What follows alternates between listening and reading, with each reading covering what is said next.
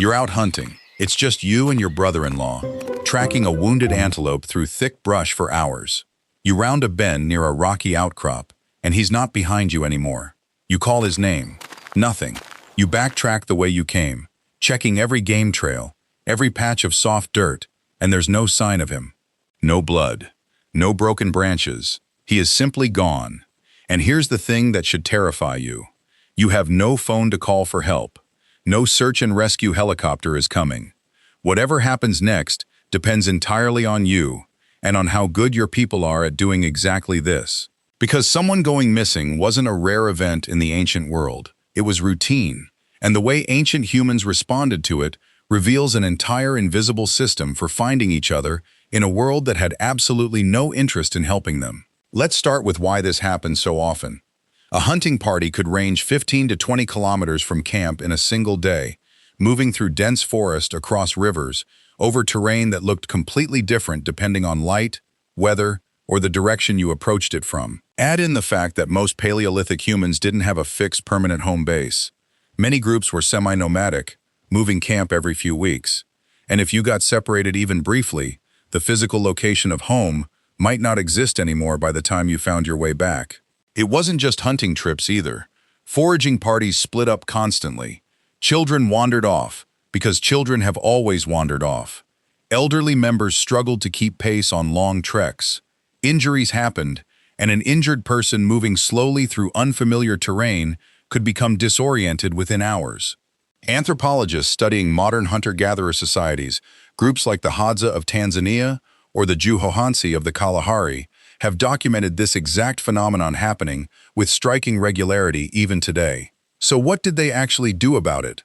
First, ancient humans were phenomenal trackers, arguably far better than most people alive today, including most professional wilderness guides. This wasn't a hobby skill. It was survival-critical knowledge passed down explicitly, because your ability to read the ground beneath your feet could be the difference between finding your missing child before nightfall or finding nothing at all. Researchers studying tracking traditions among the San people of southern Africa have documented an almost unbelievable level of skill.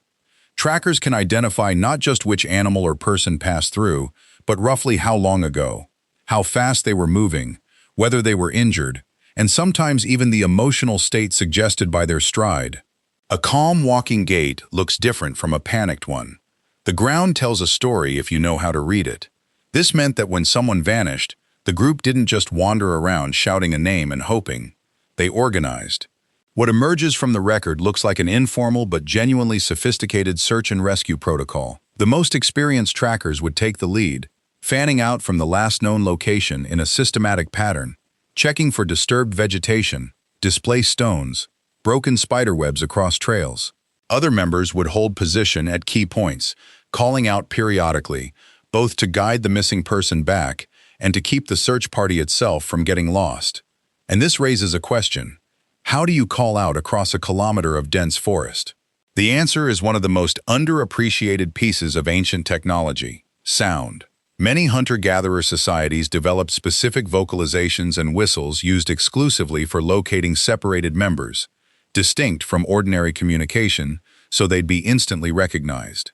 Some cultures developed whistled forms of language entirely, capable of carrying across valleys far further than a shouted voice ever could.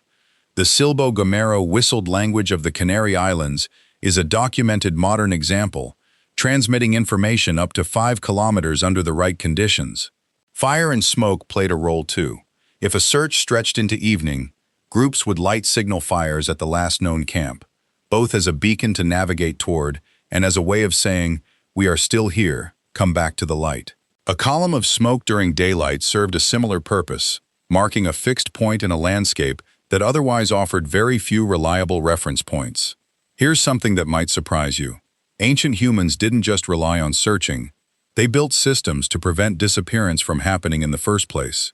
Groups often established rally points, specific memorable landmarks like a distinctively shaped rock, an unusually large tree, or a bend in a river, that everyone agreed in advance would be the meeting place if anyone got separated.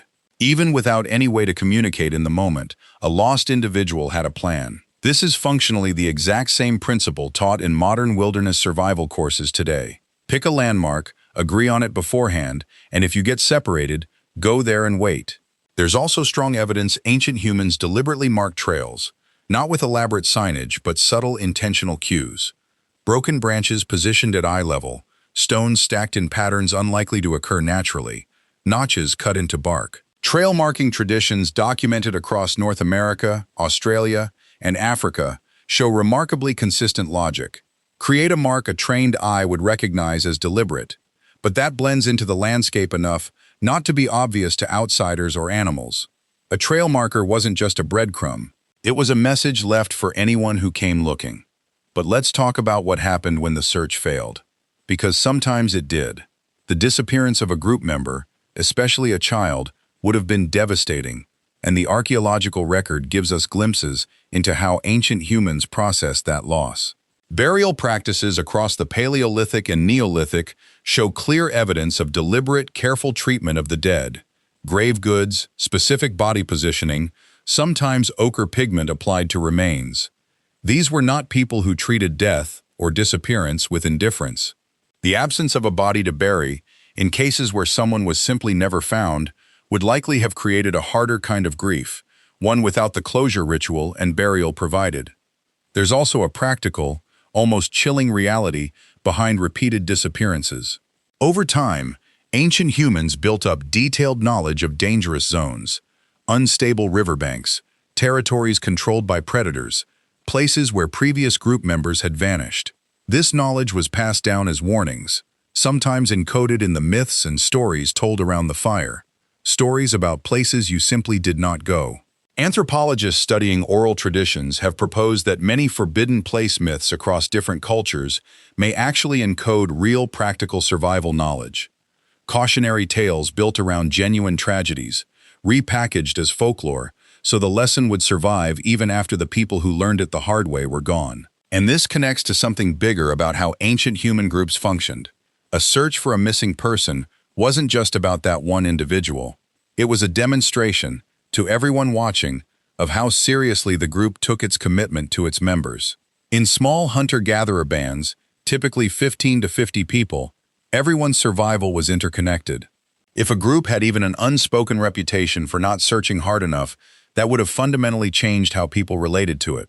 Would you take risks hunting dangerous game if you weren't confident your group would come looking if something went wrong? The willingness to search, and search seriously, wasn't just compassion. It was infrastructure. It made every other risky, necessary behavior possible, because it created a baseline of trust that no individual would simply be left behind and forgotten. So when you think about what ancient humans did when someone went missing, you're looking at one of the earliest expressions of what it means to belong to a community. Tracking skill, signal fires, whistled languages, rally points, trail markers, none of it was random. It was a system, refined over hundreds of thousands of years, built around one unshakable principle. Nobody gets left behind if we can help it. We don't think about this much today because we've outsourced the problem to technology. But underneath all that convenience is the exact same ancient instinct that sent trackers fanning out through unfamiliar forest thousands of years ago.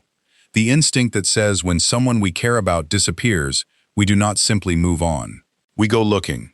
And in a world with no maps, no phones, and no guarantees, that instinct alone was sometimes the only thing standing between a missing person and never being found again.